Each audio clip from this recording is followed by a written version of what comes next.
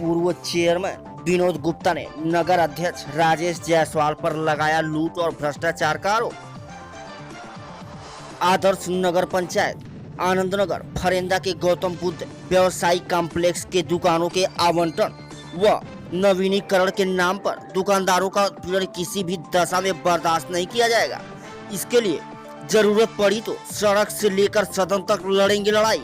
न्यायालय तक का दरवाजा खटखटाने से नहीं करेंगे परहेज।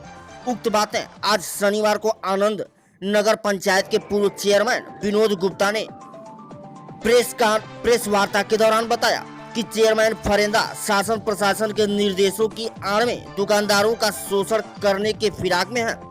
नगर पंचायत की आय बढ़ाने के नाम पर बड़े पैमाने पर घालमेल करने के फिराक में जुटे हैं। उन्होंने कहा कि मेरा खुला आरोप है कि चेयरमैन ने कभी नगर पंचायत के आय को बढ़ाने के विषय में सोचा ही नहीं। उन्होंने यह भी कहा कि जब मैं 2017-18 में चेयरमैन था तब नगर में आय बढ़ाने के लिए 10 लाख रुपए के स्टैंड के ठेके को हमने 45 लाख रुपए तक पहुंचा दिया। लेकिन जब वर्तमान चेयरमैन आते हैं तो स्टैंड की नीलामी सबसे कम हो जाती है। उन्होंने खुला आरोप लगाते हुए कहा कि स्टैंड की नीलामी में जमकर बंदरबाट हुआ और प्रतिदिन 10,000 रुपए के राजस्व का नुकसान हुआ।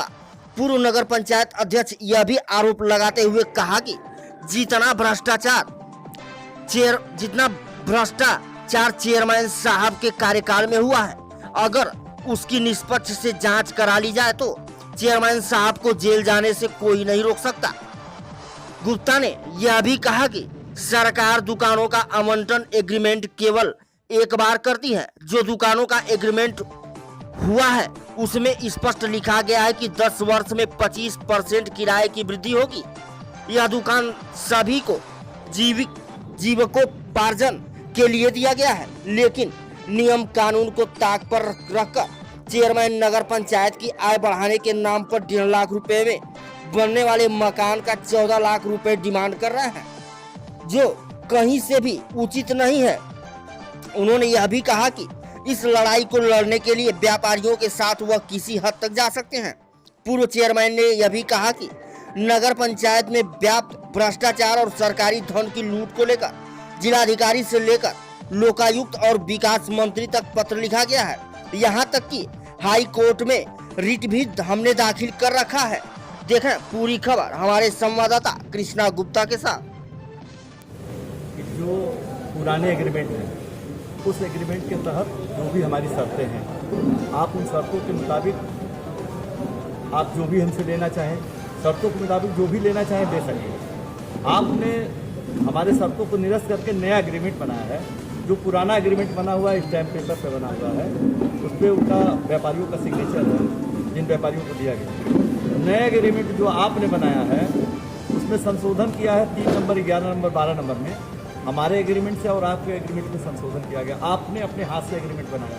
हमारा एग्रीमेंट 1988 का एग्रीमेंट है, जिस समय एसडीएम संध्या तिवारी थी उस समय का एग्रीमेंट है, और आपने नया एग्रीमेंट अपने लोगों से मिलकर अपना बना दिया।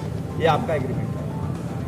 तो हमारा कहना यह है कि जो 10 साल में 25% किराए की वृद्धि है, आप उस वृद्धि को बढ़ा के ले सकते हैं। अगर आप कह रहे थे कि हमारे ऊपर प्रशासन का दबाव पड़ रहा है कि आय बढ़ाई जाए, तो आपके पास नगर पंचायतों में नगर पंचायत की भूमि है। नगर पंचायत की भूमि पे आप मॉल बनवाइए, कॉम्प्लेक्स बनवाइए, उससे अपनी आय बढ़ाइए, न कि आप पुराने एग्रीमेंट को निरस्त करके नया एग्रीमेंट करेंगे। हमारा 14,000 रुपया 1988 में जमा किया गया है, तो क्या 14,000 की वैल्यू 14,000 रह गई क्या? आज उस 14,000 रुपये की वैल्यू 14 लाख से ज़्यादा है। वो 14,000 रुपये हमारे उस समय पता नहीं किसी के पास होता था कि नहीं होता था। लोग कैसे 14,000 रुपये आपके पास जमा करके अपनी दुकानें दी हैं। ये जब एसडीएम साहब ने जब एग्रीमेंट किया है, इस एग्रीमेंट में उनका दस्तखत है। जिन दुकान के लोगों को दिया है उन्होंने अपनी सिग्नेचर करके दिया है संध्या तिवारी एसडीएम। अच्छा, मान क्या आपकी अगर बात की अगर सुनवाई नहीं होती नगर अध्यक्ष की तरफ से, तो क्या आप लोग क्या मांग रहे हैं? हम आपसे एक सवाल कर रहे हैं। उनके पास अगर कोई शासनादेश आया हो इस पूरे उत्तर प्रदेश के अंदर एक ही चेयरमैन ये नहीं है या एक ही सरकार की एक ही भूमि नहीं है। नगर पंचायत की ज़मीनें हैं, जिला पंचायत की ज़मीनें हैं। जितनी भी आवंटन की गई है, सारे आवंटन को 99 साल के लिए क्या किया गया है। अगर इनको लगता है कि हमको राजस्व बढ़ाना है, इस नगर पंचायत की ज़मीनों को सेल कर दें, और सेल भी कर सकते हैं तो सेल में वही लेंगे जो दुकानदार उस पर हैं, न कि कोई तीसरा लेगा। सेल करके भी आय बढ़ा सकते हैं, उसको आप सेल कर दीजिए। जैसे जैसे मायावती जी की सरकार थी तो जितने लोग 99 साल के पट्टाधारक या कब्जा धारक थे, आप जो अभी कोई वित्तीय अनियमितता का आरोप लगा रहे थे, क्या मामला है वो? वित्तीय अनियमितता का आरोप ये है कि जब सन 2017-18 में जो हमारा लास्ट ईयर चल रहा था, 2012 में हम चेयरमैन हुए थे, 10 लाख के टैक्सी स्टैंड को 2017-18 में हमने 45,13,000 में नीलामी किया। उस स्टैंड को आप 2018-19 में नीलामी करते हैं, आपके चहेते लोग उस नीलामी में बैठे रहते हैं, 60 लाख की बोली लगाते हैं और उस बोली को निरस्त करके आप 25 लाख में देते हैं। 20 लाख के सरकार का राजस्व गमन आप करते हैं। 2018-19 में आपने नीलामी किया और वो नीलामी डीएम महोदय के यहाँ हुआ। डीएम महोदय के 54 लाख में नीलामी होती है और ठेकेदार के ऊपर आरोप लगा के उस ठेके को निरस्त करके आप दोबारा ठेका नहीं करवाते हैं और 15,000 की जगह 5,000 6,000 रुपये डेली आप जमा करते हैं। 10,000 रुपये पर डे के हिसाब से आप सरकार के धन का लूट कर रहे हैं।